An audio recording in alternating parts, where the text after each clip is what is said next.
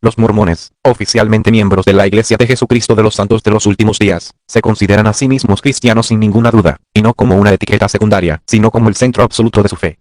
Para ellos Jesucristo no es un personaje simbólico, ni un maestro moral más, sino el Hijo literal de Dios, el Salvador del mundo, aquel que nació de María, vivió una vida perfecta, sufrió, murió en la cruz, y resucitó físicamente al tercer día, para vencer la muerte y el pecado.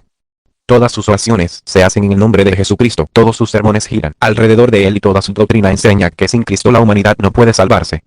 Desde esa perspectiva, para un mormón la pregunta ¿son cristianos? Resulta incluso extraña, porque sienten que no solo creen en Cristo, sino que intentan seguirlo de manera literal en su vida diaria. Sin embargo, la controversia nace cuando se pasa de la devoción a Jesucristo a la definición teológica de qué significa ser cristiano.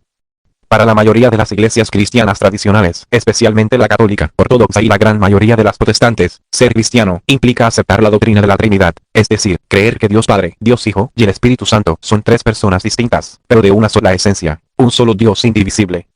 Aquí es donde el mormonismo se separa radicalmente, porque enseña que el Padre, el Hijo y el Espíritu Santo son tres seres distintos, perfectamente unidos en propósito y voluntad, pero no en sustancia.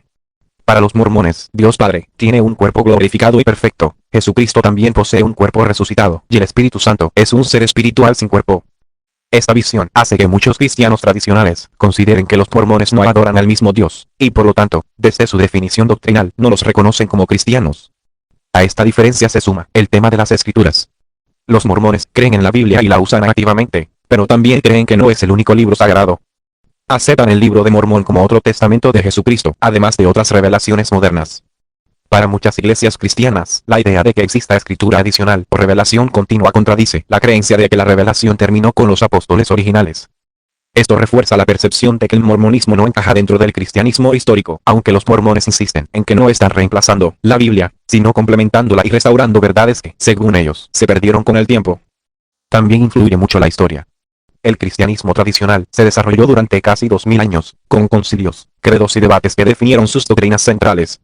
El mormonismo, en cambio, surge en el siglo XIX en Estados Unidos, afirmando ser una restauración del cristianismo original y no una simple reforma. Esta afirmación, aunque sincera para los creyentes, genera rechazo entre otras iglesias cristianas, que ven en ella una ruptura más que una continuidad. Entonces, ¿son cristianos o no? La respuesta depende completamente de quién responde y desde qué definición. Si ser cristiano significa creer en Jesucristo como Salvador, seguir sus enseñanzas y confiar en su sacrificio, entonces los mormones claramente encajan en esa definición. Pero si ser cristiano implica aceptar la Trinidad, las definiciones doctrinales históricas y una visión específica de la naturaleza de Dios, entonces para muchas iglesias cristianas, los mormones quedan fuera de ese marco. Por eso la pregunta nunca tiene una respuesta universal, porque no es solo una cuestión de fe, sino de definición. Al final, lo más honesto es reconocer que los mormones viven y predican una fe centrada en Jesucristo, pero con una teología distinta al cristianismo tradicional.